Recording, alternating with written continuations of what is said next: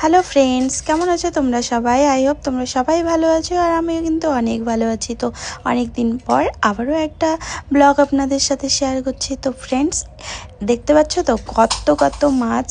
আমাদের ওয়েস্ট বেঙ্গলের মানুষ হয়তো আমার ভিডিওটা দেখে ভাববে তো নর্মাল মাছ, এত নাটক মারার কী হলো, কিন্তু যারা গুরগাঁওয়ে বা দিল্লিতে থাকে তারা এত মাছ দেখে মানে তাদের যে ফিলিংসটা সেটা তারাই বুঝতে পারবে।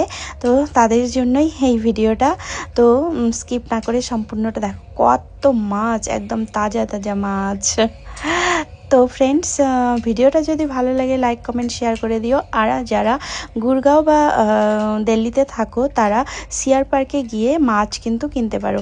সিআর পার্কে সব বাঙালি মানুষজনরা থাকে, তো বাঙালিদের সব ধরনের খাবার কিন্তু এখানে পাওয়া যায়। আর এখানে ছিল সব চিকেনের রেসিপি, বিরিয়ানি, তারপর দেখো দেখো কত ডিশ।